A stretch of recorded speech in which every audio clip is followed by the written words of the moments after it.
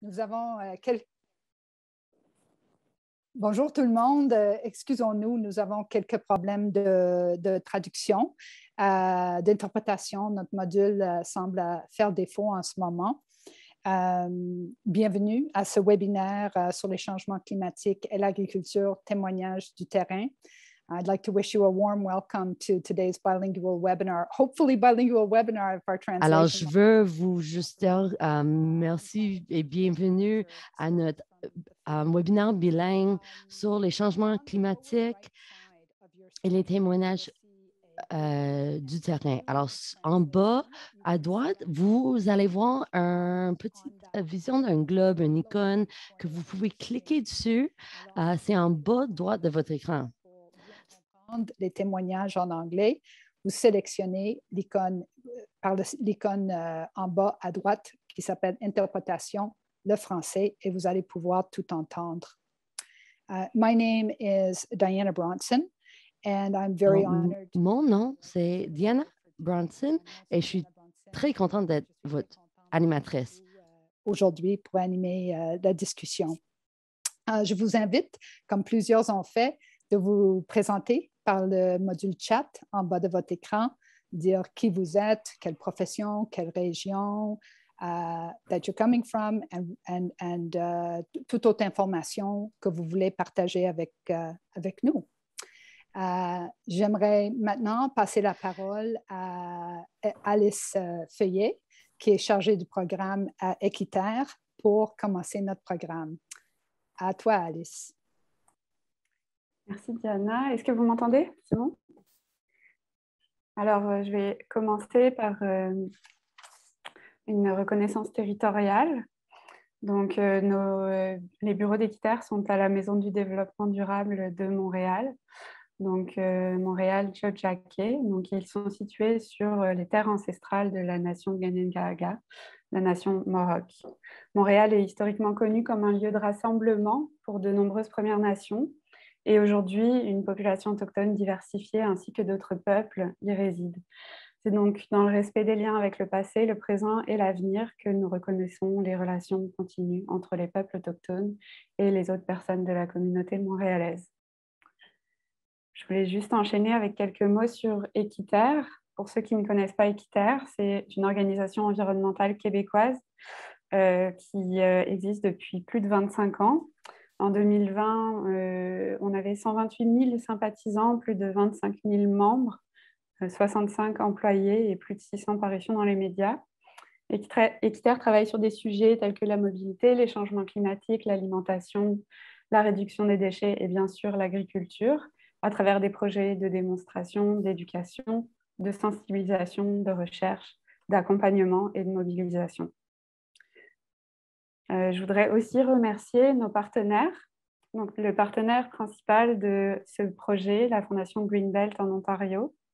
Nos partenaires financiers qui sont la Cliff Bar Family Foundation, la Fondation Metcalfe et la Fondation ECO, ainsi que nos autres partenaires, Fermiers pour la transition climatique, dont Équiterre est un des membres fondateurs, le Réseau pour une alimentation durable, la Coopérative pour l'agriculture de proximité écologique, le Conseil canadien de conservation des sols et ALUS. Voilà, je vais te repasser la parole, Diana. Juste quelques autres précisions techniques. Il y a un panneau questions-réponses en bas de votre écran et on vous demande de, s'il vous plaît, utiliser ce panneau-là pour des questions aux panélistes et non pas le chat, sinon on risque de les perdre. Nous avons prévu ce webinaire pour une durée de 75 minutes et s'il y a encore des questions après 75 minutes et vous voulez prolonger pour un autre 15 minutes, on peut faire ça sans problème. Je suis vraiment ravie de vous accueillir aujourd'hui pour discuter de l'impact des changements climatiques sur l'agriculture et de la façon que des agriculteurs s'y adaptent. Je tiens particulièrement à remercier les agriculteurs et agricultrices qui se joignent à nous aujourd'hui du Québec, de l'Ontario et de l'Alberta et qui vont partager leurs expériences et leurs stratégies pour s'adapter à un climat de plus en plus chaud et de plus en plus imprévisible. Nous avons en fait organisé ce webinaire pour offrir aux personnes qui ne sont pas directement impliquées dans l'agriculture une occasion d'entendre directement de ceux et celles qui cultivent nos terres et qui élèvent les animaux. Nous pensons que nous avons beaucoup à apprendre d'un échange franc et honnête entre les communautés agricoles et environnementales. Nous allons explorer également la question de la santé des sols et l'importance de renforcer la résilience des exploitations agricoles à l'avenir. Ça fait directement suite à une publication que nous avons lancée avec la Fondation Greenbelt plus tôt cette année, qui s'appelle « Le pouvoir des sols, une feuille de route au profit des agriculteurs et de la résilience climatique ». Il y a deux réunions très importantes qui se tiennent en ce moment et qui vont avoir un impact sur le sujet qu'on discute. Il y a bien sûr le COP26 à Glasgow et on va avoir l'occasion d'entendre un peu plus d'un de nos panélistes, Stuart Oak, qui participe directement de ces négociations climatiques. L'autre rencontre, moins médiatisée, mais pas moins importante pour l'avenir de l'agriculture canadienne, c'est la réunion des ministres provinciaux et fédéraux de l'agriculture qui se tient en ce moment même à Guelph. Cette réunion est en fait le début des négociations sur le prochain cadre stratégique sur l'agriculture qui va déterminer quelle politique publique on va avoir pour les 5 prochaines années. On va revenir au cours de la discussion et on va organiser d'autres événements de ce type pour vous informer davantage sur l'importance de ce cadre stratégique. Rapidement, des agriculteurs qui vont parler avec nous aujourd'hui. Nous avons 2 agriculteurs du Québec, M. Yannick Beauchemin et M. Robert Saint-Arnaud. And then, coming in from Ontario, we have Jennifer. Et puis, de l'Ontario, on a Jennifer Drummond à Stuart Oak. Elle est en ce moment en Glasgow. Et aussi Sean McGrath, qui est un Everton en Alberta, qui va partager sa présentation avec Christine. Chacun de nos panélistes va avoir environ 8 minutes pour expliquer leur entreprise, des défis auxquels ils font face, comment ils sont affectés par les changements climatiques et comment ils s'y adaptent. On leur a demandé d'expliquer ça pour un auditoire qui n'est pas spécialisé dans la chose agricole. Alors, sans plus tarder, j'aimerais bien entamer avec Yannick Beauchemin. Yannick, je veux bien vérifier que ça va bien, vous m'entendez bien? C'est correct. Très bien. Yannick est agriculteur de Saint-Monique de Nicolet au Québec et conseiller agronome au Club Yamasol. Il est la 7e génération à cultiver avec fierté et passion 235 hectares de terres agricoles en rotation de maïs, grains, soya, céréales d'automne et foin, avec une santé des sols absolument exemplaire. Alors, à vous la parole, Yannick. Bon, mais merci beaucoup. Merci de l'invitation. Merci à tous. Écoute, c'est d'avoir le choix d'être producteur et d'être agronome, je pense que c'est une belle notoriété pour moi. Pendant ces 22 ans-là, j'ai su développer un peu le côté entreprise, côté agricole de mon entreprise et le côté aussi agronomique au niveau des services conseils. Si je vais un peu, j'ai tout le temps le choix des 2 chapeaux en tant que tel. Fait que là, je vais vous présenter la ferme, puis vous allez voir que l'entreprise, le Club Yamasol, mes services conseils font partie de ça aussi. Fait que, comme on disait tantôt, c'est 235 hectares de culture avec une rotation très diversifiée. J'ai gardé le foin dans ma rotation malgré l'abandon de la production laitière l'an passé. Par contre, comme deuxième vie de mes bâtiments, on a tout rénové puis on est rendu avec des torts en pension. Fait que l'aspect fumier est très important, l'aspect engrèveur au niveau des rotations. Puis j'ai tout le temps pensé que le foin, c'est un remède au sol. Fait qu'on a une belle expertise au niveau fourrage, au foin. Fait que foin de commerce. Fait que c'est pas en vendant les vaches absolument que j'avais à me débarrasser de la rotation de foin. Au contraire, je vais continuer à l'en faire et de la valoriser amplement. Puis le foin, mais écoute, j'ai tout le temps su que le foin en tant que tel, c'est le bon remède du sol. Partir, par exemple, une pratique comme le semi-direct ou le travail minimum, je pense que c'est un bon départ pour tous. Puis, on s'en aperçoit quand on arrive en grande culture, on essaie de faire des engreveurs, on essaie d'amener des racines au sol, on essaie d'aller chercher une santé des sols qui s'apparente un peu à une prairie de foin. Puis, on le voit au Québec, plus qu'on parle d'animaux, plus qu'on s'en va dans que les gens abandonnent l'industrie laitière ou bovin ou peu importe les animaux, mais on a les cultures pérennes s'en va, puis on perd un peu de terrain. C'est à nous, les agronomes et les producteurs, à valoriser une rotation plus complète. Oui, sur la rotation de la ferme, j'essaie d'avoir une rotation qui est quand même assez idéale. On a l'avantage, dans le centre du Québec, Nicolette, d'avoir une zone de 2650, 2700, 2700 unités thermiques. Faire un maïs qui est presque à chaque année avoir les unités thermiques nécessaires pour bien s'y rendre. Faire un soya à ce moment-là aussi, toujours maïs, soya, céréales d'automne. Je suis un fervent de céréales d'automne depuis au moins 13 ans. Puis, par contre, on a des années qu'on est déçu de l'hiver, on passe de neige, la résilience à ce système-là, mais en faisant des céréales d'automne, c'est ma pièce angulaire vraiment de l'entreprise pour aller chercher, pour faire des engreveurs de qualité.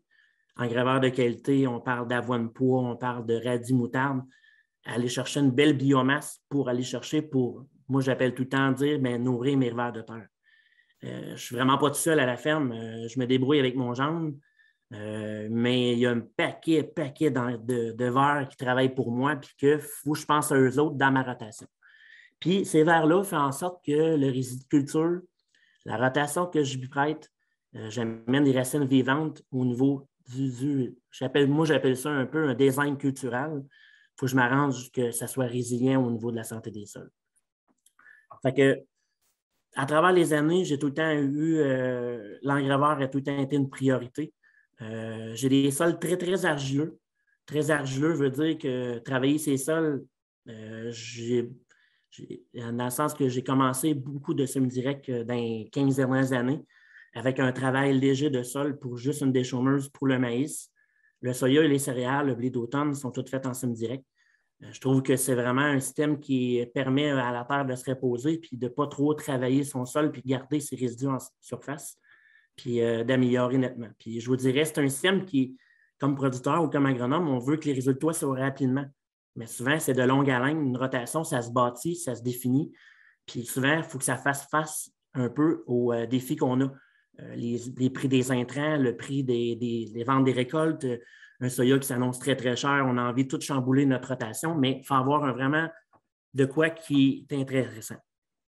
Fait que c'est vraiment d'amener dans le système que j'ai à la ferme, c'est vraiment d'amener du vivant au niveau des engraveurs en tant que tel, avoir une rotation durable. C'est sûr que je porte le chapeau d'agronome. Je ne veux pas que j'ai, comme on dit souvent, est-ce que tes babines suivent les bottines ou un cordonnier mal chaussé?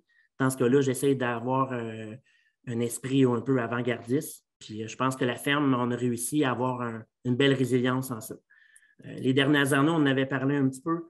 Les producteurs québécois, on vit des sécheresses qu'on vivait moins auparavant. Puis étant impliqué dans l'agri-durable, agriclimat au Québec, avec Sarah Delille, on s'aperçoit que vraiment le climat s'en va en changeant. Puis il faut avoir un facteur de résilience un peu à travers ça. Puis je pense que pour moi, vraiment la solution, ça va être la santé des sols qui va faire la grande différence. Puis la diversification, comment je peux être diversifié au niveau de rotation. C'est quand on fait maïs, soya, blé d'Inde, des fois je dis, mais écoute, ce n'est pas vraiment une rotation qui est très longue, il y a une rotation qui n'est pas nécessairement durable, mais à ce moment-là, on peut être plus à l'aise en faisant plus de maïs, un peu plus de soya, puis de céréales et d'engraveurs à ce moment-là, en impliquant même à travers les foins. Mais toujours dans l'idée d'améliorer la santé de mes sols. Puis c'est un aspect que je suis très fier à la ferme. J'ai des gros argiles, comme je mentionnais, des lombes, puis on voit vraiment que c'est long, mais ça s'améliore beaucoup. On a un relief très accidenté, même, je vous dirais, c'est très vallonneux. Puis, c'est sûr, en étant dans un club, l'érosion nous fait partie. Fait que l'engraveur, je vous dirais, prend cette année, en 2021, je n'ai aucun sol à nu. Tout est couvert, soit de résidus de culture, soit d'engraveur ou soit de foin. Fait que c'est sûr que je ne vous dis pas que je n'ai aucune érosion, aucune chez moi, mais j'ai pris vraiment les moyens pour y atteindre à ce moment-là. Fait que c'est vraiment un design que j'ai implanté puis que j'amène à travers mon chapeau d'agronome pour essayer d'amener ça. Puis je pense que les producteurs ils ont saisi le message, mais c'est vraiment de voir ça. Fait que, tu sais, j'ai une belle relève qui s'en vient avec ma fille au niveau des bâtiments. Elle est en médecine vétérinaire cette année, première année. Elle va s'occuper des élevages de la ferme Roche-Beauchemin, je me dis, dans 4 ou 5 ans. Puis à ce moment-là, mais je pourrais m'occuper de mes terres un petit peu plus. Puis j'ai tout le temps la conciliation travail-famille qui est très importante pour moi. Nos enfants, il faut être là pour eux. 17, mon garçon 17, ma fille qui a 20 ans. Je pense qu'à travers, étant producteur agricole, l'ouvrage, c'est toujours abondant, mais il s'agit de pouvoir faire l'équilibre là-dedans. Puis c'était même équilibre-là, même à travers la famille, à travers le travail, mais il faut l'avoir aussi à travers les rotations, à travers de tout aussi. Fait que moi, je pense que c'est un peu le triangle là, que j'appelle qu'on doit maintenir. Puis, mais par contre, on sait fort bien qu'en agriculture, on pourrait travailler jour et nuit. Puis même travailler un jour et nuit, le lundi, il y en a encore d'ouvrage, mais il s'agit de s'arrêter. Puis quand on s'arrête, on peut prendre un peu le cue un peu de notre entreprise, on peut prendre la photo de l'entreprise puis savoir où est-ce qu'on est rendu. Fait que je suis très fier de ma carrière que j'ai présentement. Puis le défi que j'avais aujourd'hui, c'est de rentrer ma présentation dans 8 minutes. Pour ceux qui me connaissent vraiment. Fait que je suis habitué de pouvoir parler. Fait que je vous remercie. Puis à travers les questions, on va pouvoir continuer pour la présentation de la ferme. Merci Yannick Chapeau. Sur le timing, c'est vraiment incroyable que ce que vous avez pu nous transmettre. C'est très inspirant aussi vos pratiques de protection des sols et je suis sûre qu'on va revenir. Notre prochain intervenant, c'est Robert Saint-Arnaud, qui opère depuis près de 30 ans avec sa famille les jardins Campanipol. Excuse-moi. Campanipol. J'espère que j'ai bien dit ça, Robert. C'est une ferme maraîchère biodiversifiée située en Mauricie, Québec. La ferme livre des paniers bio à près de 500 familles en Mauricie. Alors, à votre tour, Robert, de partager votre expérience. Merci, Diana. Bonjour tout le monde. Ça fait plaisir d'être avec vous. Vous m'entendez bien? Super. Super, OK. C'est les Jardins Bio Campanipol. C'est une entreprise qui a succédé à la ferme Campanipol lorsque les enfants se sont intégrés comme relève dans la ferme en 2015. Parce que présentement, on est les 2 parents et les 3 enfants qui sont propriétaires de la ferme à ce cadre-là. Bon, la ferme, on a 30 ans en panier, on a une dizaine d'années de plus avant ça, les premières ébauches de culture à partir des années 84-85 qui sont passées. On a opté dès le départ dans ces années, début des années 90, pour toute ce qu'on appelle aujourd'hui l'agriculture de proximité, ce qui était un terme qui n'était pas courant, qui n'était pas utilisé dans ce temps-là, mais nos principaux marchés, comme vient de dire Diana, c'est les paniers. On a un kiosque à la ferme assez important. On est situé à 150 mètres de l'autoroute. Comme ceux qui voient la photo peuvent voir les 2 ponts de l'autoroute. Et puis, on fait un peu aussi de vente à d'autres fermes, etc. La ferme, c'est en tout 46 hectares. On a 22 hectares de boisés. Il y a 6 hectares en culture de légumes et de fraises. Tout ça bâti sur 3 rotations. Une rotation de 6 ans, une rotation de 9 ans, une rotation de 12 ans. On a des successions de légumes qui ne durent pas plus que 3 ou 4 ans de suite. À ce moment-là, rentre en ligne de compte un engrais vert annuel ou des engrais verts plus durables, là, un peu comme M. Beauchemin disait tantôt, on a du foin dans nos rotations, même si on n'a pas d'animaux, parce que c'est la base de la conservation de la structure du sol, surtout dans une ferme maraîchère où on bouscule beaucoup le sol parce qu'on est souvent dans le champ, on passe régulièrement. soit pour semer, planter, récolter, etc. Parce que on fait aussi, des friches. On a des terrains qui sont beaucoup moins propices à la culture du légume parce qu'ils ne sont pas actuellement en culture. Ils sont en friche, qu'on appelle, mais entretenus, c'est fauché, etc. Parce que ces parcelles-là, c'est quand même des parcelles qui peuvent absorber du carbone et en conserver. Et puis, le reste des hectares de la ferme, quand je vous parlais des engrais verts et des prairies, ça couvre 5 à 6 hectares selon les années. Et les friches qu'on entretient, c'est 7 hectares qu'on voit. Bon, ça fait. Les défis qu'on a pour une ferme maraîchère, bon, on a des défis de chaque jour, de chaque année en termes de main-d'œuvre, etc. Mais si j'en viens au changement climatique, on constate depuis les dernières années une augmentation de la chaleur moyenne en cours de saison et surtout des canicules et des sécheresses beaucoup plus sévères que ce qu'on avait avant. Okay? Les durées augmentent beaucoup. Nous, on a un type de sol qui est un loam sableux à loam argileux. C'est des sols qui retiennent bien l'eau. Mais depuis 3 ou 4 ans, on avait de plus en plus de difficultés à avoir une bonne remontée capillaire. L'eau ne circulait beaucoup moins parce qu'il en tombe moins d'une part et c'est plus sec.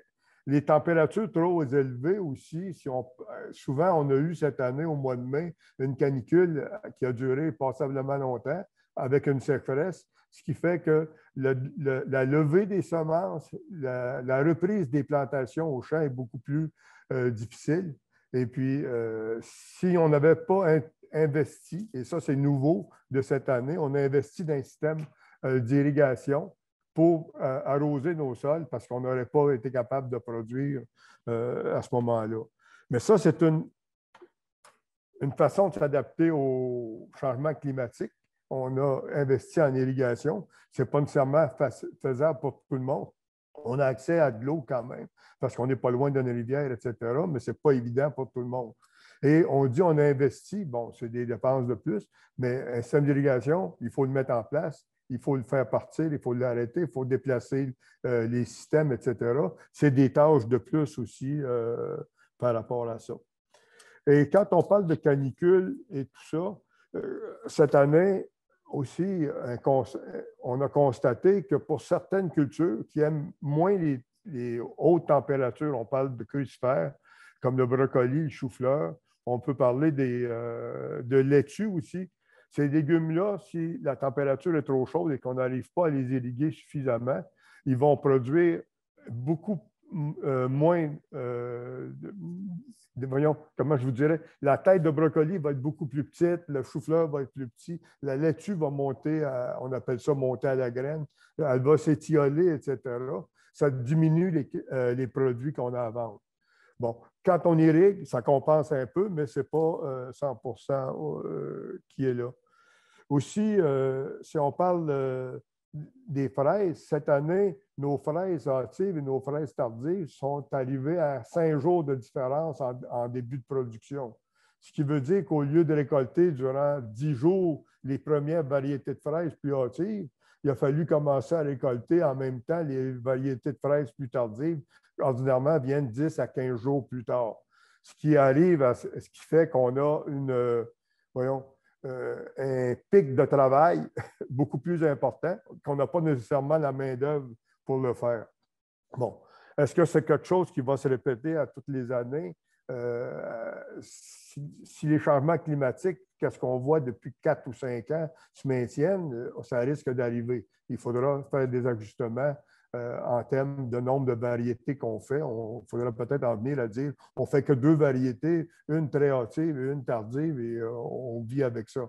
Alors qu'actuellement, on fait 7 variétés de fraises pour étirer la saison le plus longtemps possible et répartir dans le temps la quantité de produits qu'on met en marché. Une autre problématique des changements climatiques, c'est les insectes. Qui dit chaleur dit des cycles de reproduction beaucoup plus vite et beaucoup plus nombreux pour les insectes à cours de saison, parce qu'on constate effectivement, pour certains insectes, la saison de protection s'étire. Il faut commencer plus tôt dans la saison parce qu'il fait plus chaud et il faut finir plus tard parce que la température se maintient. On a vu des papillons qui attaquent les crucifères, brocolis, choux-fleurs, jusqu'en fin septembre dans nos champs, ce qu'on ne voyait pas il y a 5 ou 6 ou 7 ans. Et ça veut dire qu'il faut continuer à traiter ou à protéger nos produits. Bon, ça va. Pour les méthodes d'adaptation pour augmenter, c'est sûr que nous, je vous parlais tantôt qu'on a une prairie de foin, on a des engrais verts, on a aussi, c'est des choses qui ont été implantées, pas nécessairement en réponse au changement climatique, mais ça avait été implanté pour la qualité de vie du sol. OK? Et ça nous permet d'avoir une meilleure résilience au changement climatique. Mais au départ, ce n'était pas là pour ça. C'était là pour bâtir une agriculture qui assure le maintien de la capacité de production du sol et de la qualité du sol. On voit plein de trous. Après une pluie, quand il en tombe, on voit plein de trous de vers de terre qui sont remontés dans la nuit, qui sont venus chercher une bouchée d'une verdure quelconque et qui sont retournés dormir tranquilles dans leurs choses. Parce que les méthodes d'adaptation, bien, il y a toujours ça, la santé des sols. Il y a les équipements qu'on peut attendre. Est-ce que je sais qu'actuellement, il y a des programmes au Québec, des programmes d'aide, subventions, etc., qui peuvent nous aider à acquérir des équipements pour améliorer notre capacité d'irrigation. Il y a un programme qui est en train de se bâtir pour supporter la mise en place de parcelles en engrais verts, etc., pour accélérer la prise en charge dans le milieu agricole de ces techniques-là de conservation des sols qui se font. Je ne connais pas le détail des programmes, mais c'est des choses qui sont en train de se bâtir, qui vont permettre de répondre en partie aux risques liés au changement climatique, mais pas nécessairement à tout. Là. Ça fait...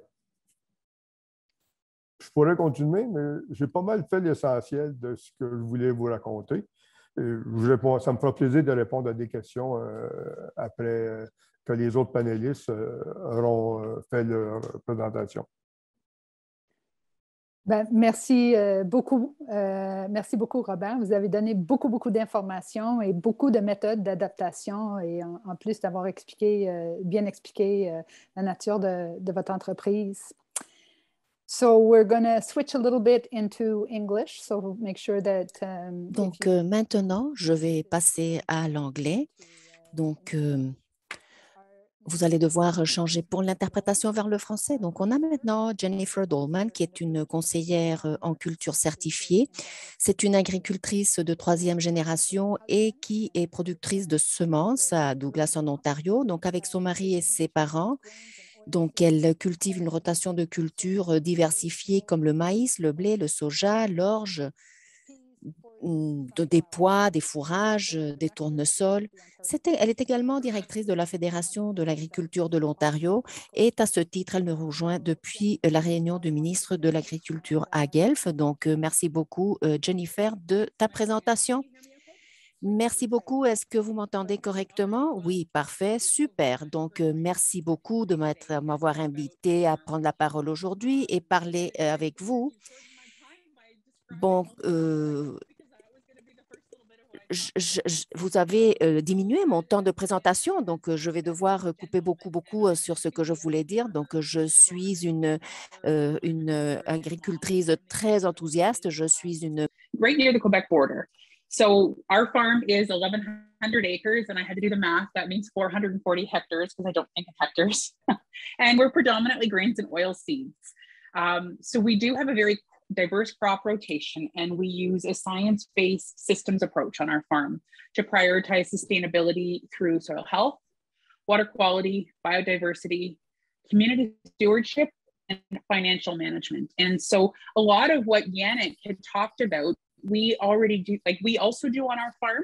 So today I'm going to take this more of a lens in terms of as a, like maybe just as a mom's perspective, and really talk more about like the impact on our family and our community and our farm and our soil health. So the soil health practices on our farm include many of the things I've already discussed. I really love how Yannick talked so much about crop rotation. I truly believe as an agronomist, that's one of the pillars. Cover crops and perennial forages, so hay and pasture, are also really important on our farm. We have a silty clay soil, so it's very tricky sometimes to manage. And so we really try to emphasize. Donc, on essaye de voir comment on fait pour s'assurer que la structure de notre sol est correcte. Donc, je n'ai pas de bétail, je n'ai pas une expérience dans ce domaine. On a commencé à chercher la façon d'ajouter l'élément du bétail dans notre business, c'est-à-dire de chercher ces engrais biologiques. Donc, ajouter cela à nos sols. Et je travaille également avec un voisin qui veut également travailler dans des productions biologiques. Donc, on va voir le résultat que j'aurai de cette collaboration. Donc, je voulais dire que le grand défi que nous avons, en tout cas dans notre business, c'est la fatigue et donc les problèmes financiers. Donc, ce que vous voyez, ça appartient à ma ferme. Donc, il faut beaucoup de résilience, autant pour le sol que pour les personnes. Donc, comme les deux orateurs précédents, donc le problème le plus grave que nous avons eu dans notre ferme, c'est la sécheresse. Et les patrons du climat changent et deviennent plus extrêmes. Dans notre ferme, le climat est bien plus sec et plus chaud, donc ça rend le tout plus difficile. Et parfois, c'est trop humide, parfois c'est trop sec, parfois c'est trop tôt, parfois c'est trop tard. Donc, parfois on a tout pendant la même saison. Donc, c'est assez compliqué. Et ça a une incidence sur la façon de gérer notre ferme. Donc, un des éléments clés que je veux mentionner lorsque je parle de ma ferme, c'est que j'ai la foi qu'on peut s'adapter. Il suffit tout simplement d'établir comme priorité la santé du sol. Et parce que nous utilisons des approches scientifiques, on voit aussi quelles sont les réalités financières et nous savons que ce sont des choses qui vont continuer à l'avenir. Donc, on est en train de prendre sur les générations à venir. Donc, il y a deux aspects à prendre en considération. Parfois, la créativité dans notre ferme. Donc, on essaye de voir de quelle façon on peut s'occuper de notre sol et voir ce qu'on peut faire. Donc, la première chose, c'est de placer nos enfants dans l'autobus scolaire pour aller à l'école. Donc, il faut qu'on soit pour nos enfants. Donc, on ne va pas essayer de couvrir beaucoup plus de terrain. On veut d'abord s'occuper de notre famille. Donc, bien sûr, c'est la pression de pouvoir placer nos enfants dans le bus le matin pour aller à l'école. Donc, c'est vraiment très, très important pour nous également. Donc, établir également une priorité concernant nos consommateurs. Donc, une autre façon d'ajouter la résilience à notre système d'agriculture, c'est bon, le maïs et d'autres, ce n'est pas comme les fleurs, par exemple, mais ça aide avec les achats et ma ferme est plus résiliente parce qu'on a une meilleure gestion des insectes. Donc, moi, je pense que l'environnement a une incidence, mais moi, je veux améliorer mes pratiques commerciales. On peut engager une personne qui va, un conseiller ou acheter un nouveau tracteur. Donc, quand je vois les prix des tracteurs, moi, je veux payer pour me permettre de pouvoir livrer ma marchandise. Donc, il y a des choses que je suis en train de faire pour la résilience, pour m'aider à faire en sorte que toute ma ferme soit plus résiliente. Donc, merci beaucoup de m'avoir invité. C'est vraiment un grand plaisir.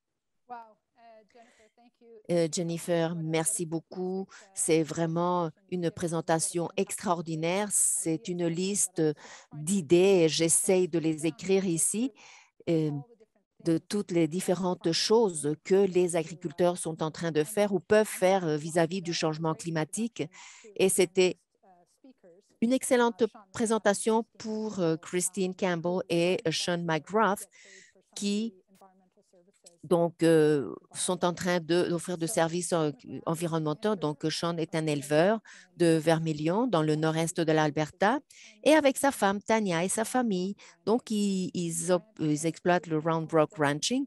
Donc, ça a été fondé en 1906 et les enfants de Sean sont la 6e génération sur cette terre. Donc, cette ferme est principalement une exploitation de vaches et de veaux et comprend des terres en propriété, en location, en métayage et en location. Sean est le président du projet ALUS local et vous allez en entendre parler. Et Christine Campbell, elle va prendre 2 minutes du temps de Sean. Elle est la directrice du Centre de l'Ouest pour ALUS et elle assure la liaison avec les coordonnateurs communautaires et sert de ressources de gestion pour les projets locaux d'ALUS. Et c'est un programme dont on va entendre parler bientôt. Donc, Sean, tu peux commencer quand tu voudras. Sean, est-ce que tu es là? Oui, tout à fait. Est-ce que vous m'entendez bien? Oui, oui, oui, très bien. Merci. Merci beaucoup de m'avoir invité et de cette occasion d'écouter les autres opérations qui participent. C'est vraiment très intéressant. Très simplement, notre ferme, je dirais que ça prend 4 générations de mauvais enseignants pour créer 5 générations de fermiers, mais pour nous, ça fonctionne très bien parce qu'on a une vision dans notre ferme d'avoir une meilleure viande pour un meilleur monde et on se centre également non seulement dans la qualité du produit, mais on essaye de faire en sorte que la nourriture soit meilleure en même temps pour notre communauté et notre famille. Donc, ce qui est assez spécial dans notre zone, c'est que nous, on a une terre qui ressemble un peu aux prairies en Afrique. Donc, en ce qui concerne la végétation, et c'est un système qui est en danger en ce moment dans le monde entier. Et ce qui est unique avec notre ferme et la façon dont on la gère, c'est tous les hectares dont on a 320, ce sont des prairies qui n'ont pas été changées et ce sont les mêmes espèces qui sont là depuis la nuit des temps. Vous pouvez voir dans les images, ce sont des choses avec lesquelles nous devons travailler. On a une énorme quantité de biodiversité, donc 50, 60 espèces de toutes sortes d'espèces, donc de cactus, de fleurs. Donc, gérer le tout est un effort énorme. Et avec le changement climatique, il faut donc ajouter à cela un défi. Au fur et à mesure que le climat augmente, on verra moins d'arbres, plus d'herbes et notre production va changer parce que notre entourage va changer. Et le volatility. So when we came back to the farm in 2002, we had 8 millimeters of precipitation from May to September. 2 years ago, we had 32 inches. So that's almost, what is that? That's almost a meter of rain in 3 months. And this year we had 25 millimeters of precipitation and plus 45 degrees. So managing through that is a real challenge. And that's where soil health helps us a lot. We've certainly invested a lot in something that we call, or that's termed AMP grazing. So we move cattle a lot. So all of our cows are on a very small part of our ranch at a time, and then they will be moved and allow that piece to regrow. And so what that does ranching's a really simple business. Sunlight hits the grass takes carbon from the air, drives it underground. If you don't graze the grass, what happens is it covers the new growth and then it will nitrify into the air. By grazing that off, it actually stimulates the plant to grow, capture more carbon, and drive it underground. So in the simplest world, we take sunshine and fresh air, and we turn it into beef. You know, some of our concerns, particularly in the climate change area, when we see talking about taxes on meat and some of those issues, we're really concerned that if we don't have cattle, we can't maintain this ecosystem. And that actually deeply pains my heart to even consider that. So we've done a lot of work on soil health. We participate with every research opportunity we can. So we've had trucks come with monitoring greenhouse gas emissions from our soils, measuring carbon sequestration. We participate with the soil health lab. There's a soil health lab in Alberta that's south of us that measures biological activity and traditional soil measurements. And so what we're really striving to do is build this ecosystem to be better than what we started with. And I think if each generation does that, we're on the way to some progress. We are unique in our neighborhood. We are one of the very few that is not a mixed farm. So, you know, our operation is grass and cows. The other things that we do, we grow so we don't generally run a crop rotation because we don't grow crops other than for livestock grazing. But in our crops that we plant for livestock grazing in the wintertime, we will implement diversity into that crop. So we will have somewhere between 5 and 10 different species. So in the swath grazing picture you're looking at right now, there's probably 10 different species. So there's brassicas, there's turnips, there's 2 or 3 different kinds of cereal crops. I think there were sunflowers in this mix. So we actually don't use a crop rotation switching from one crop to another. We more throw all the crops together and seed them to create that balanced diet for the cattle. Again, in terms of soil health, the cattle will take that and take those nutrients, turn them into a more available form and cycle them back onto that soil. We've had some interesting experiences in our neighborhood with building topsoil, and we know that we have 8 to 12 inches more topsoil than other farms that are managed differently in the same area. So there's really exciting potential to build carbon and build soil through this approach with livestock. So, you know, again, it's a family operation, and we're geared towards our family and our community and local solutions to help the entire community and the entire country and the entire population of the world. So that's really where we fit in the mix, and soil health is kind of a core to that. So thank you. I think Christine, would you like to add a few words to that? We're getting tight on time, but yes, thanks, Diana. I will keep it very, very brief. Sean and I have met through the ALICE program, which originally stood for Alternative Land Use Services. And we both fit very different roles with that, but I'm kind of the odd man out in this panel because I myself am not a farmer or a rancher. And like many, I suspect, who are listening, I was actually several generations removed from farming and ranching. My great-grandfather operated a dairy farm, but he sold it when my grandma was about my age. So I really didn't have that connection. And when I started my career, I started as a biologist and ecologist, particularly focusing on things like wildlife conservation and reclamation and ways in which we can bring solutions to the world.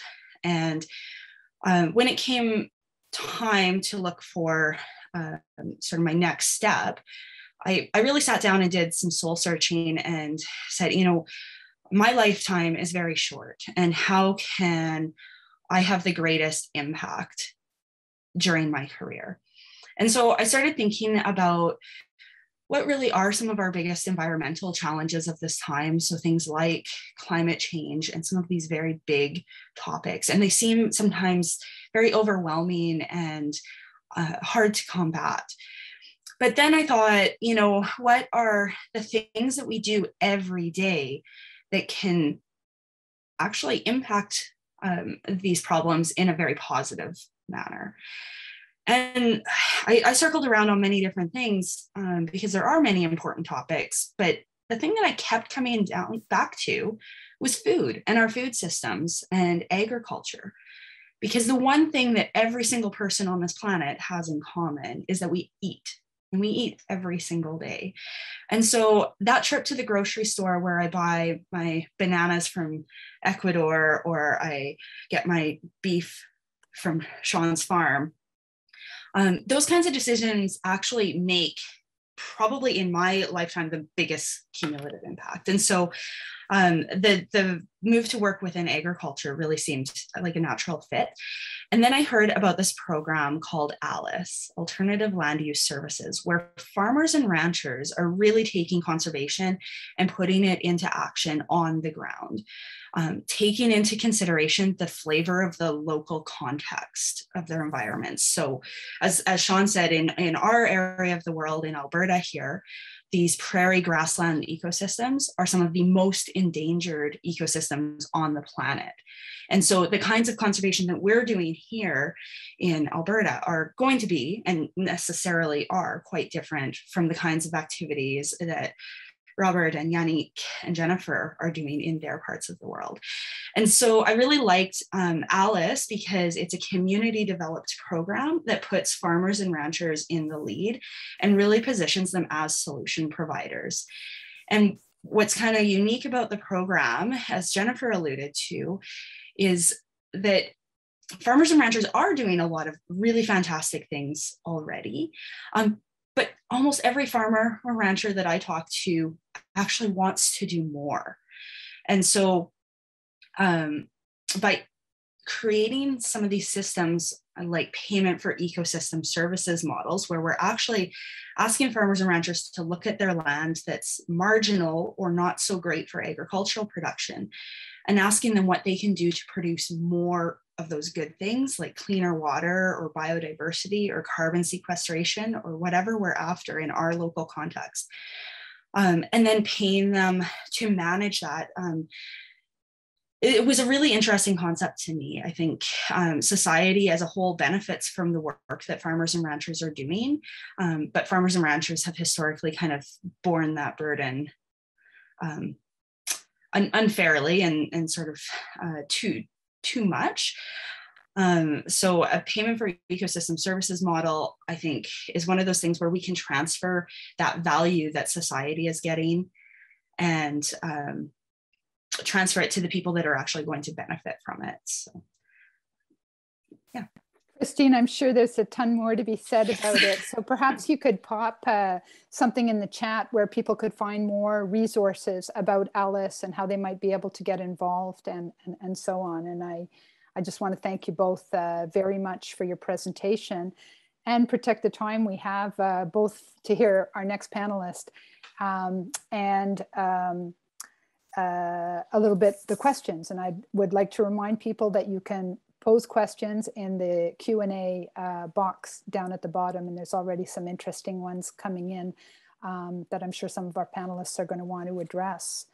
So our next panelist is Stuart Oak, who's an organic farmer from Ontario and an organizer and an advocate for food sovereignty. And he's the operator of Rooted Oak Farm in Eastern Ontario.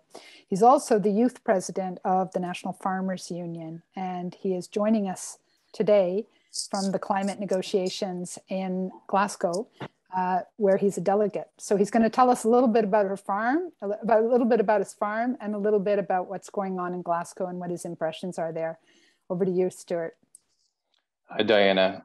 Thanks to the organizers for putting this panel together. Really been enjoying listening to the other speakers here talk about how to implement practices on their farm that can make a difference against this climate crisis and the changing climate that I think farmers are in many ways on the front lines of. I will do my best to stay on time in terms of trying to talk about my farm and also what we're doing here in Scotland. But forgive me if I perhaps go over a minute, or we can circle back to specific questions in the question panel at the end. I run a certified organic vegetable farm with my partner Nikki in Ontario on the traditional and unceded territory of the Algonquin people, which is something that we are really still exploring as new landowners and young farmers, what that sort of means responsibility-wise for us. But for several years, have been running our own farm, but first on rented land in the Outaouais, and now in Ontario, in between Ottawa and the city of Kingston, where we sell vegetables into Ottawa and also Kingston through a community-supported agriculture program where we deliver vegetables weekly, and also at farmers markets in both those cities. And over the course of a year, probably gross in and around $150,000 a year, of which we net probably 60% of that, sort of enough to make a living between myself and my partner and pay all of our expenses and our staff, but not to live too high on the hog. Certainly, farm profitability, as Jennifer noted earlier, is a stress for us, like it is for many, many farmers out there. And I think as we look forward at sort of a career, another 30 years or maybe longer of farming, we see the profitability of farming and it being an already very risky business to begin with, being made worse by the climate crisis. And as many of the previous panelists have noted, the scientists are telling us that instances of severe weather will become more and more frequent and more severe over time. And I think for where we are in Ontario, that more readily looks like drought and severe wind. I know perhaps I'm the only vegetable farmer that, in the middle of the night with wind gusting to 100 kilometers an hour is worried about their greenhouse flying away. But I don't think so. And of course, that's just us in Ontario. Of course, where we were farming previously in the Outaouais and renting land there, in the 4 years that we were renting land there, our community experienced 200-year flooding events, which by my math is at least one too frequent. And so the idea of farming getting even more risky is one that it's very hard to swallow for us on our farm. And so we've been investigating and investing in infrastructure and strategies to help mitigate those effects, and also to try and take a look at our own practices, as I think every sector and everybody needs to do in the wake of what we know about the climate crisis, and ask ourselves how we can reduce emissions and do better. And so quite specifically, what that's meant for us, in terms of trying to mitigate effects from severe wind, we've been planting a lot more trees on our new property, which has the also side benefits that it's also helping to sequester carbon with those trees. We've also been aggressively, perhaps the wrong word, we've been pursuing a cover cropping program on about 3/4 of the land that we have in cultivation. We have about 15 acres cultivated. 4 of that is in vegetables, and then the rest is all in a variety of different cover crops, of which we rotate through several different rounds of cover crops throughout a season, trying to address different issues, but with the main goal of building soil health in the soil and building as much organic matter in there as possible, because we know that organic matter from a climate mitigation strategy is able to help hold on to water and in times of drought, and it's able to absorb more water in times of excessive moisture, which we know is also one of the side events of the climate crisis, is that when we do get water, it can be in a larger downpour, of which it's so much that the soil actually can't accommodate if there's not active biology there and there's not the soil health present to actually try to absorb that. So those are some of the mitigation strategies that we've implemented on our farm. And for us, even with all those said and done, I think we know that the climate crisis is a lot bigger than our own farm. And so the solutions need to be a lot bigger than what we can do on our own farm.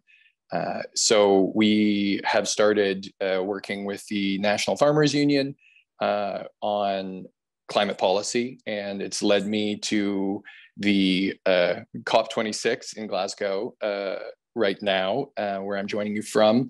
COP26 stands for Conference of Parties, and this particular Conference of Parties is on climate change, and it's brought world leaders from around the world, as well as a huge number of the biggest companies in the world, and then a massive representation of civil society, farmers, and food groups included in that number.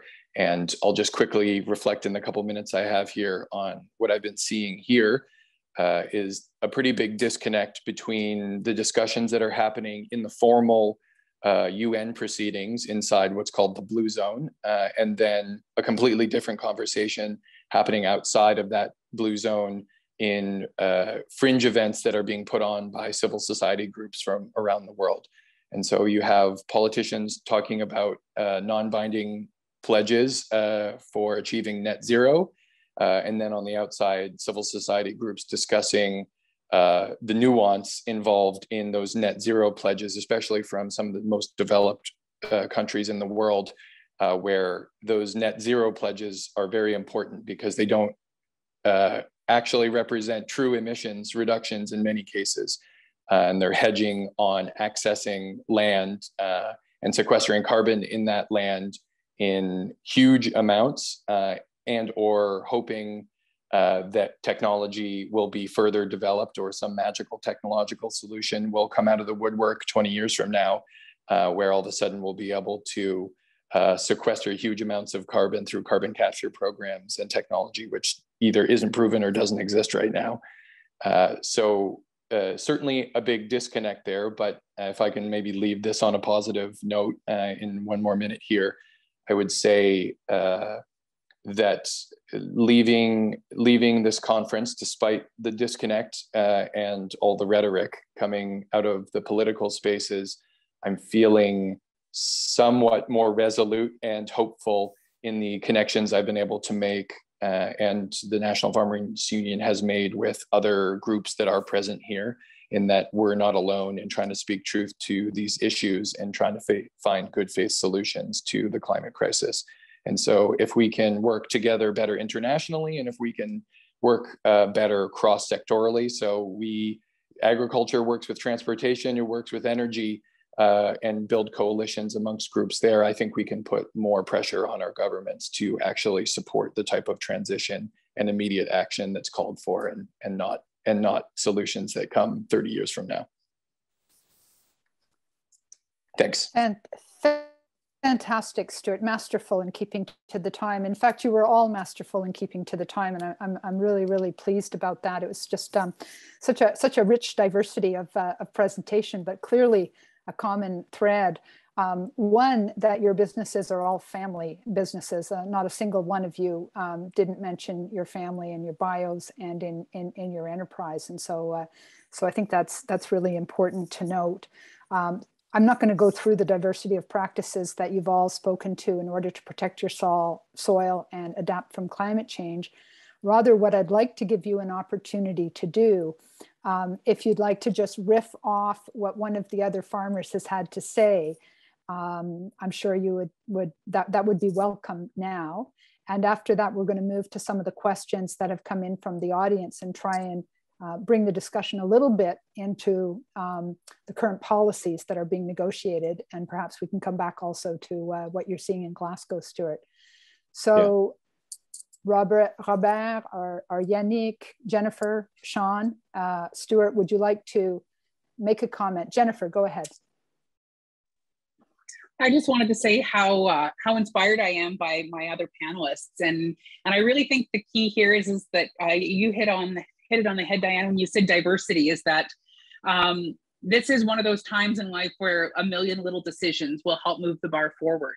And each of us have our regional specialties and our regional focus. And so by empowering farmers to be innovative and creative and let people have a chance to kind of put their values forward and help cover that, I really think that rather than forcing certain dictates, if we can all agree on a North Star and some common values to get there, we're going to get there a lot faster than by saying you have to do it this way or you have to do it that way. Stuart. Yeah, I just wanted in hot pursuit to Jennifer's comments there, totally agree. And I really appreciate how in Jennifer, in your presentation, you touched on how a lot of the externalized environmental costs for our food production system are not being captured in the dollars and cents that Canadians see in the grocery store.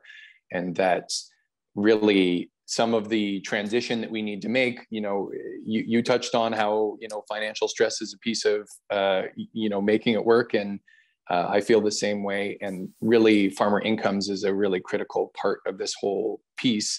And I think when we're talking about support, and maybe this will dovetail into the agricultural policy framework, is that, you know, we need a whole wide range of supports and help to really be able to effectively implement some of these you know, more climate resilient practices or technologies on our farms, because truly, yeah, a lot of those costs aren't being captured right now, and farmers are being asked to sort of bear the brunt of all of them. Yeah, it's a lot, feels like a lot to me. Well, fantastic. Yannick, I'm not sure if you wanted to intervene at this time. I wasn't clear if your hand was up or not. And now I can't see you. So what we can do perhaps is move a little bit, first of all, to that meeting in Guelph that is happening right now as we speak. So, you know, this used to be called Growing Forward, and then it was called the Canadian Agricultural Partnership. It is a 5-year, $3 billion agreement that literally defines all the priorities for public support for agriculture, what kind of risk management is going to be available to farmers. So my question to you, and this echoes a question that came in on the chat, it's exactly the same question, is if you had the opportunity to go and speak to the agriculture ministers of Canada, what would you tell them they need to do in terms of the next 5-year framework? So unfortunately, I can't see everybody, and I'm going to just pick on Jennifer to go first on that, because I think she's watching it very closely. And it's not asking you to give detailed policy prescriptions. I'm asking you what you need to see to help your enterprise become more resilient over the long term, and to protect it for future generations, as Jennifer. De votre ferme, votre entreprise, pour les générations de futures, parce que si vous, c'est pas parce qu'elle a reçu cette terre des générations avant elle, mais elle veut prendre soin de cette terre pour les générations long term. And I understand they have to work within short pockets for funding, but for all of us as farmers, the buildings, our livestock, our genetic choices, even land acquisition, these are all like generational differences. So they need to be allowing us to all have that North Star we aim for, and then resiliency, adaptability, and local empowerment. And even in something as simple as just knowledge and tech transfer, now that we've got Zoom, in some ways, those of us in rural and isolated communities, the playing field just got leveled, as long as people can get internet.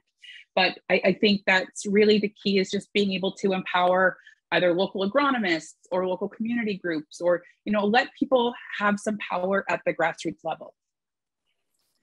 And that's a real challenge, to make policy in a complex constitutional crisis, not crisis, but, you know, Canada, it's a federal, provincial thing. So how do you think they can make it responsive to what people need at a very local level? Keep your goals simple and consistent, and let us find a way to get there. Okay. I think that's it.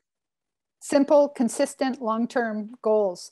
Others, Yannick, peut-être, vous avez une idée de qu'est-ce que vous voulez voir. Vous avez parlé de plusieurs des... Yannick, you were speaking about different programs before that we have in Quebec. And do we have what we need, or do we need to improve these different policies and programs? I think we really need to put more value on the efforts that's been happening, and those people who are still around and are participating. And we've been working on our rotation for so long, and to have the different support and the different subsidies, maybe there's an initial effect, but then we see it runs out, and that it's people are not able to work it, and so you're having minimum wage effects, and so someone who's worked as a farmer, I never got money from this. I was always in the forefront of this. It was not, so the programs aren't there for someone who's already in doing this. And so we need something more contagious so I'm doing it for myself. Moi, je fais tout le temps des farces. Quand je faisais du lait, je buvais mon lait. Puis quand je suis en grande culture, mais mon cours d'eau ne me fait pas peur, là, parce que j'ai pas peur de la pollution que j'en amène, même si je ne suis pas nécessairement bio, mais j'ai confiance en mes pratiques. Mais est-ce qu'on a un moyen, comme gouvernement ou comme collectif, ou de pouvoir valoriser les gens qui font des efforts, mais sur du court, moyen puis long terme? C'est vraiment avoir ces paiements-là qui pourraient nous aider. On parle un peu du carbone. Oui, ça pourrait être intéressant, mais comment le calculer, comment voir, quelle façon qui serait de le rémunérer de façon adéquate pour chacun, pour chaque pratique. C'est une pratique qui est bio, il travaille un petit peu plus son sol. Il faut qu'il le remette en foin pour se reposer. La partie qui travaille un peu plus, des fois, on a l'impression qu'on perd le sol un peu avec l'érosion. Fait que en semi-direct, mais oui, on a des pesticides, on a du Roundup à mettre. Par contre, notre sol se repose. Fait que je pense qu'il faut trouver un juste milieu pour le voir ainsi, puis se valoriser là, comme producteur. Puis moi, souvent, je dis aux producteurs, je ne suis pas nécessairement bio, je ne suis pas nécessairement conventionnel. Ce n'est pas noir ou blanc. C'est vraiment une agriculture raisonnée qui est durable, puis je dirais que c'est pensé. Là, fait que je pense que tout le monde trouve son compte, mais je pense que le gouvernement, il faut qu'il encourage ceux qui sont les pionniers et les avant-gardistes. Puis souvent, ceux-là sont souvent oubliés. Justement, c'est clair que ceux qui adoptent des pratiques plus de bonheur et qui démontrent la voie aux autres ne sont pas compensés, du moins financièrement. Et il n'y a pas non plus nécessairement de valorisation parce qu'on valorise beaucoup l'efficacité, ce qui est gros, ce qui est rapide, ce qui est technologique et pas forcément des pratiques qui sont plus modestes, plus durables. Peut-être, Sean, je t'inviterai à intervenir if you'd like. I know this is close to your heart from previous conversations. Alors, je sais, Sean, ça c'est très proche à ton cœur. On a eu d'autres conversations qui parlaient de ça. Et je pense que Jennifer a parlé très bien par rapport à ça. Tous les financements qui peuvent exister. Trust more than oversight, and historically we've rewarded production and efficiency, and we have to be efficient with our resources. We don't want to misuse or waste fertilizer, as an example, or use extra fuel if we don't have to. But it hasn't been geared towards resilience, and because of the need or potentially a lack of trust between different parties, there's been a lot of investment in oversight and prescriptive measures. One of the things that drew us to ALICE was that it was not only local, but the projects were farm specific. So in our area, the farms that participate will all have different projects. I think that's a big part of it. And I do think, so to give you some perspective, if I run out of milk, it's a 100-kilometer round trip to buy milk where I live. So, but as the farmer, I'm actually in favor of the carbon tax, but I would like to be paid for the carbon I sequester. And agriculture done properly is sequestering carbon. Like that's what agriculture is, right? It's using sunlight to sequester carbon to feed people. So I think that is kind of one of the key things in the background is just that farmers are doer environmentalists. So we're not going to be in Glasgow with a sign on TV. We're going to be at home planting trees or working on a crop rotation. So I think rewarding some of that and some conservation funding, I think, are important key pieces. So I'm going to make a little pause in the discussion because we're going to close the first part of the webinar, at least in about 3 minutes. But I want to give a little bit of time à Alice Feuillet, à Équiterre. J'aimerais donner du temps à Alice Feuillet d'Équiterre pour expliquer un petit peu des programmes qui sont en cours. Et ensuite, on pourrait poursuivre la discussion pour ceux qui veulent rester un peu plus longtemps. Alors d'abord, Alice, est-ce que tu peux nous expliquer de quoi il s'agit, ce rapport, le pouvoir des sols et qu'est-ce que les gens vont trouver dedans? Oui, est-ce que vous m'entendez? Je voulais juste partager mon écran rapidement. Oui, on t'entend. OK. Okay, c'est bon. Donc, le rapport, je veux vraiment aller rapidement parce que je trouve que la discussion avec nos panélistes est vraiment très, très intéressante. Donc, très rapidement, le rapport sur le pouvoir des sols, c'est un rapport qu'on a publié avec notre partenaire Greenbelt en mars dernier.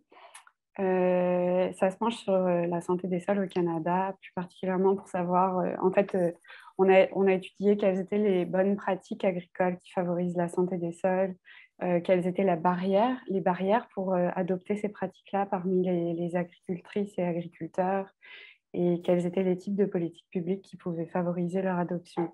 Ça nous a permis d'identifier un certain nombre de recommandations politiques pour les décideurs, notamment par exemple qui se rencontrent actuellement à Guelph pour la rencontre fédérale, provinciale, territoriale. D'ailleurs, je voulais juste dire qu'on a une lettre ouverte à ce sujet qui est parue aujourd'hui dans Options politiques. C'est tout. Je m'arrêterai là. And then today is Et puis, deuxièmement, pour les citoyens qui nous écoutent et qui sont intéressés par ce cadre stratégique en agriculture, est-ce qu'il y a des choses qu'ils peuvent faire pour intervenir dans le débat? Oui, alors comme on l'a mentionné, donc il y a ce cadre, ces négociations qui vont commencer suite à la rencontre de lundi, mardi, aujourd'hui. Alors, il y a la coalition Fermiers pour la transition climatique, dont Équiterre est membre, que j'ai mentionné au tout début dans nos partenaires, qui représente 20 000 agricultrices et agriculteurs et éleveurs. Cette coalition-là a identifié 4 priorités principales pour le cadre stratégique agricole, en se basant sur plusieurs principes, notamment le fait que ça allait coûter plus cher au secteur agricole canadien de ne rien faire face au changement climatique, plutôt que d'être proactif maintenant. Et sur le fait aussi que les agricultrices et agriculteurs vont de toute façon devoir trouver leur place dans un marché qui va évoluer face aux différents enjeux environnementaux et climatiques. Donc, les citoyennes et citoyens sont invités sur le site de Fermiers pour la transition climatique à envoyer une lettre, en fait c'est un courriel à leur ministre de l'Agriculture. Donc, c'est sur le site, le lien que vous voyez là sur la slide. Pour le Québec, c'est le ministre Lamontagne. Et évidemment, partager les priorités de Fermiers pour la transition climatique sur les réseaux sociaux. Je voulais juste dire que souvent, on sous-estime l'impact qu'une lettre ou un courriel peut avoir quand on les envoie à nos députés ou à nos ministres. Je ne sais pas si vous savez, mais ils sont obligés de lire ce courrier. Donc, en tant que citoyen et citoyenne, on peut aussi se renseigner sur la santé des sols. Il y a des ressources en ligne partout. Je voudrais juste souligner sur le site d'Équiterre, notre page sur l'agriculture climatique. Regardez des vidéos en ligne, solensanté.ca, je vais y revenir plus tard, et participer à d'autres événements comme la semaine prochaine, il y a le sommet canadien sur la santé des sols qui est bilingue. Et il y a aussi un prochain webinaire que nous allons organiser sur spécifiquement les politiques publiques en rapport avec la santé des sols. Oui, date à venir. Et pour ceux qui voudraient savoir un peu plus sur le sommet sur la santé des sols la semaine prochaine, vous pouvez aller sur le site of the Soil Conservation Council of Canada. Ouais, et puis finalement, Alice, on voulait juste toucher très brièvement sur le projet vitrine sur la santé des sols. Oui, très brièvement. Alors, je vais passer aux prochaines slides. C'est juste que j'avais mis les priorités rapidement. Là, je les passe sans les dire. C'est les 4 priorités de Fermiers pour la transition climatique. Donc, sur les vitrines, donc c'est ma collègue Nadine Bachand qui gère ce projet-là en partenariat avec Coordination Service Conseil. C'est un projet qui a 11 fermes participantes, incluant la ferme de Yannick Gauchemin. Et le but vraiment de ces vitrines-là, c'est de susciter l'intérêt pour les pratiques qui sont bénéfiques pour la santé des sols pour les agricultrices et agriculteurs québécois en grande culture. Je vous invite vraiment à aller voir ces vidéos, c'est très rafraîchissant. Voilà. Alors, merci Alice. Pour ceux et celles qui doivent nous quitter, je vous invite à continuer votre journée, peut-être à envoyer vos commentaires dans le chat. Et pour ceux et celles qui peuvent rester pour poursuivre la discussion une autre 10-15 minutes, on a beaucoup de questions et on a d'autres choses à explorer et tous nos panélistes n'ont pas encore intervenu sur les politiques publiques. Alors, je vous remercie pour votre participation aujourd'hui et on va poursuivre la discussion. Juste Stuart ou Robert, si vous voulez intervenir sur la question des politiques publiques et qu'est-ce que vous avez besoin en tant qu'agriculteur, qu'est-ce que vous direz aux ministres qui se rencontrent actuellement à Guelph et qui vont déterminer quelles sont les priorités pour les prochaines 5 ans. Stuart, peut-être?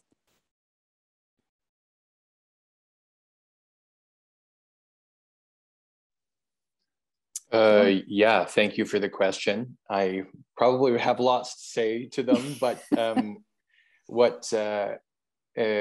federal government, for those of you not aware, has recently, in their last budget, announced about $200 million to help farmers transition to implement 3 specific practices on farms across the country. And those practices are meant to help reduce emissions and sequester carbon based on scientific study. So that $200 million was really meant as a stopgap. So because the climate crisis is now and not in another 2 years when the next agricultural policy framework begins. And so I think what I would say is that they need to invest likewise, as they've done with that $200 million investment, and really ingrain the climate crisis as a fundamental plank within the next policy framework. And we need to see more farmer incentives, and we need to see more farmer support for integrating these, for lack of a better word, climate-friendly growing practices, which have been proven to have an impact on the climate crisis on their farms, because farmers are experts at growing food and they're stewards of the land, but a lot of these changes come with a price tag, and the climate crisis itself is putting externalized costs onto farmers that we are bearing almost entirely right now in producing food. So it's really critical with this absolutely huge funding mechanism. That's the primary funding mechanism for all of agriculture, that the government use it to help channel money directly to farmers, and not with too many stops to middle people along the way. The money should get into the hands of the people that actually need to be taking the action. And listen to farmers. And listen to the farmers, because a lot of them have direct knowledge already about what those practices need to look like and how they need to get implemented. And really, the agricultural policy framework that we have in Canada is a mix of federal and provincial agreements. And so the regional context, which is really important, because what farming looks like in Saskatchewan is different than in BC, which is different in Ontario. With the framework the way that it is, it allows for that regional context to really be taken into account at a provincial level once the government starts listening to the farmers on the ground there of how best they can implement those practices for the good of the climate. Yeah. So that program that Stuart is talking about is called the ArnFarm Climate Action Fund. And I just want to recognize that it really was following some really strong and effective advocacy by Farmers for Climate Solutions, of which both the National Farmers Union and Équiterre are proud members. So, you know, please check out Farmers for Climate Solutions website if you're unfamiliar with it. Robert, est-ce que vous avez quelque chose à ajouter comme message à nos ministres? You can take yourself off mute. Vous pouvez démuter. Robert, c'est à vous la parole. Merci. Je rejoins les autres intervenants avant. Ce que j'ajouterais, moi, c'est que souvent, les politiques ne sont pas conçus pour les petits producteurs qui travaillent à des échelles beaucoup plus réduites. On n'a pas... nous, on travaille à une échelle de 10-12 hectares. Par contre, la surface de 3 hectares que j'entretiens en foin durant 3 ans ne me rapporte pas un sou. Est-ce qu'on pourrait avoir un soutien pour ça? Je le fais parce que je suis convaincu que c'est nécessaire à la survie de la qualité de mes sols, mais on n'est pas soutenu là-dedans. Et quel genre de compensation, etc., on pourrait avoir, je n'ai aucune idée. Là. Mais c'est souvent, on oublie les producteurs qui sont à plus petite échelle. Et je comprends, parce que c'est sûr que le problème est moins gros que sur une ferme de 2 ou 3 000 hectares. Mais il faudrait aussi que ça soit pris en compte pour tout genre de pratiques de conservation des sols. Oui, puis c'est justement cette diversité qu'on a au Québec et au Canada, d'avoir des petites fermes et des grandes fermes et des différentes cultures. Et c'est ça qui fait que c'est enrichissant, tout comme notre discussion aujourd'hui. J'aimerais bien prendre une des questions, au moins une des questions qui vient de la salle, donc de Laurent Venturi. Quelle est la place d'une serre dans l'arsenal des producteurs résilients au changement climatique au Québec et quels sont les défis à relever pour doubler la production 4 saisons à l'horizon de 2025, comme souhaite le gouvernement? Est-ce que les serres, ça fait partie des solutions selon vous? Si vous voulez juste lever la main quand vous voulez répondre pour les panélistes.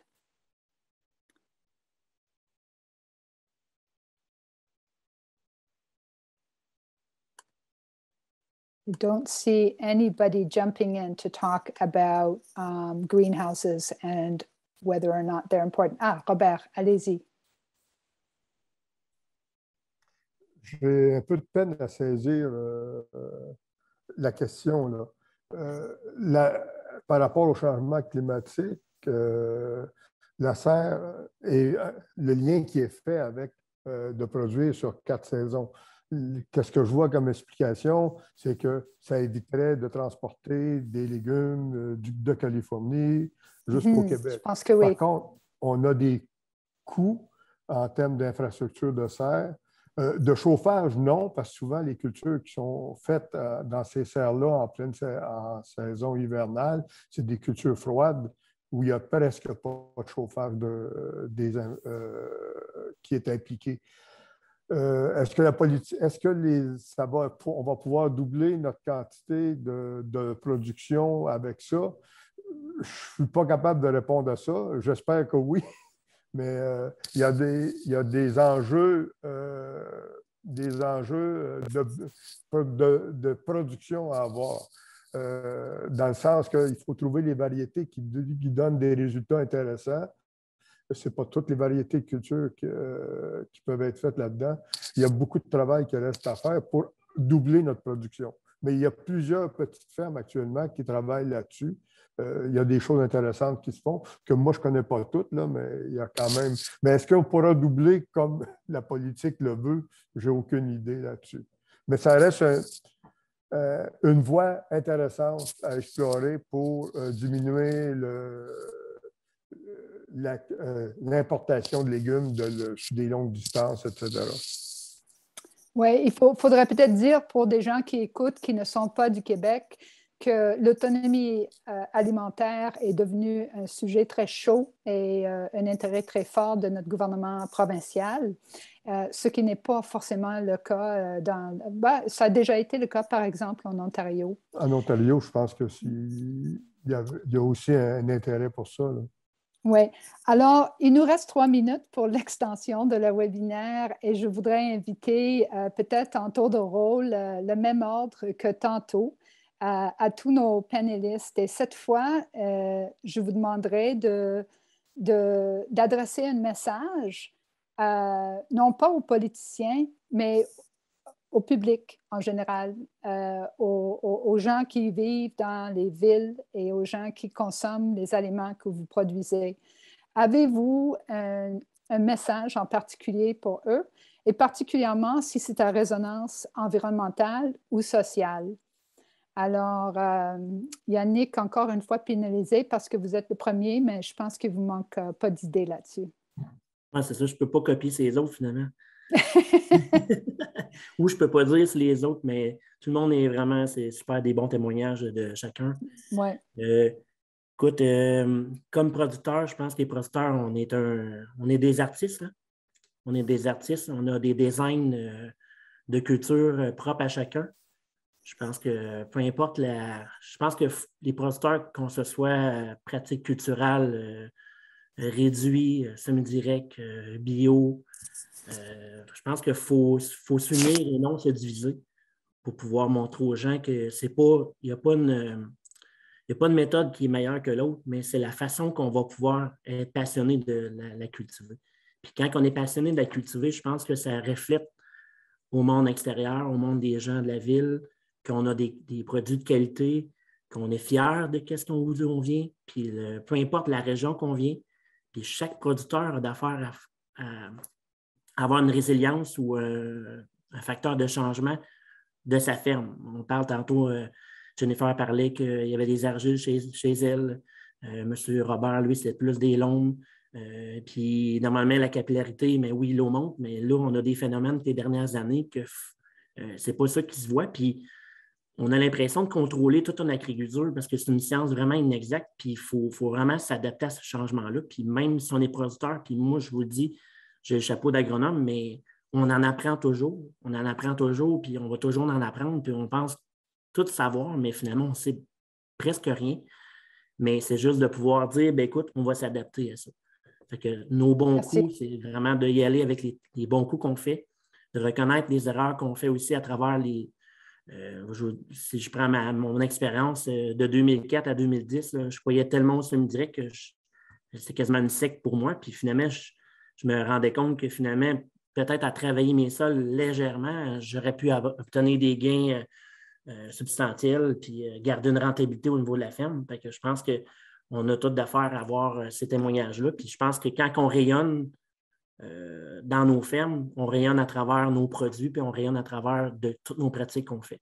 Puis je pense qu'on est Yannick, ça me fait de la peine, honnêtement, de te couper la parole, ouais, mais je veux le donner. On est des ambassadeurs, ça je vous dis. Vous êtes un excellent ambassadeur. Je parlais pour les autres, moi, ils m'ont tous dit. Je vais juste demander les autres une très courte intervention pour pas trop. Je vois qu'il y a quand même beaucoup de gens qui ont resté avec nous parce que c'est fascinant. Mais Robert, qu'est-ce que vous aurez à dire aux Montréalais qui consomment vos affaires? Ou peut-être qu'ils ne consomment pas vos affaires, mais qu'est-ce que vous aurez à dire aux citoyens? Moi, c'est merci à tout le monde qui a, dans l'effort d'achat local qui se fait depuis 2-3 ans au Québec. Nous, on est directement liés à l'agriculture de proximité et on sent un engouement depuis, c'est lié à une situation difficile, la pandémie, mais quand même, on sent un engouement et un intérêt à supporter la production agricole québécoise de tous les genres. Parce que, Thank you. Merci. Et continuez. Et j'aime bien la formule de Yannick. Je considère qu'on est aussi des artistes en agriculture. Oui, oui, les artistes dans la durée. Parfait. Merci, Robert. Et vite, Jennifer, what would you like to say?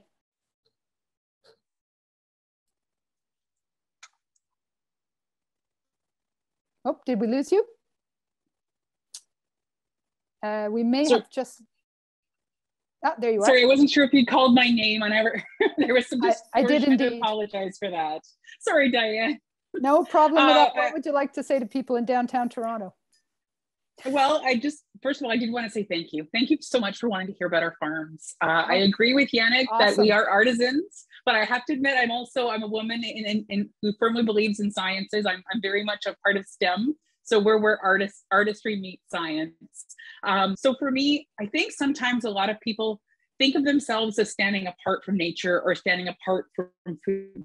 You know, it's frustrating because they're just in the city. They can't control food. They can't control the environment. And actually, yes, 100% you can. And the key is Christine really hit the nail on the head. Food and food choices. And like Robert, you're supporting your local foods and you're conscious and aware and just being, COVID was a great opportunity for people to experience food more personally, or try their hand gardening and see how much effort it takes to make tomatoes and things like that. So I think just allowing yourself to become immersed in it, you know, in your own little way. You don't have to live out in the wilderness like me, but find your own way to make your choices that are true to your value, because consumers really do hold the power. And so each of us individually can make a big difference. So thank you for that. Fantastic. Fantastic. Sean, what about you? Yeah, I would echo the thank you, especially. I think the key part and what brings us all together is that we all have the same concerns. We've all got families. We've got, you know, the same issues. We all rely on Mother Nature. We all need Mother Nature. Mother Nature doesn't necessarily need us. And so with that comes some humility. And I think the fact that we're all on the same page means that we're actually partners in this, and we can help, you know, at the farm level, we can help deliver a lot of the solutions that everybody needs. And I think that's an exciting opportunity. So I would just leave it at that. Thank you so much, Sean. And Stuart, last word to you. Sure. Yeah, this perhaps will sound tacky, but I think that, you know, much like our voting system, people vote with the dollars that they spend at the grocery store. And so every time you buy food, you're voting for the food system that you want and how that food is produced. And so it may sound like a lame answer, but really truly supporting local farmers is so unbelievably critical in helping to build the food system that we want to have and that you want to see. And also it keeps food in those, it keeps money in those communities too, because those farms and those farmers are going to continue to spend their dollars supporting other local businesses that help them run there. So in that way, we have sort of a closed loop system, much as we all try to have on our farms, as closed loop a system as we can. I think our economics can work like that in building strong sort of regionalized food systems for the benefit of everybody. I just, it's my duty to close, and I really just want to most sincerely, on behalf of Équiterre, on behalf of our partners, and on my own personal behalf, thank you so much. Merci tellement beaucoup du fond de mon cœur pour vos témoignages, votre franchise, votre amour de la terre, votre passion que vous avez si bien su transmettre à des gens qui écoutent aujourd'hui. Nous sommes très, très, très reconnaissantes et je sais que vous avez des choses à faire et je vous invite à continuer votre journée. Mais merci beaucoup, beaucoup. On va communiquer, il y aura un petit courriel de suivi avec des ressources dont on a parlé. Et aussi, Équiterre va organiser un autre webinaire justement sur les politiques publiques et le partenariat canadien sur l'agriculture pour un peu mousser la pression sur les gouvernements pour faire des actions qui vont soutenir concrètement ce que vous faites et ce que vous avez si bien expliqué aujourd'hui. Alors, merci infiniment pour votre participation aujourd'hui et à la prochaine. Merci beaucoup. Merci.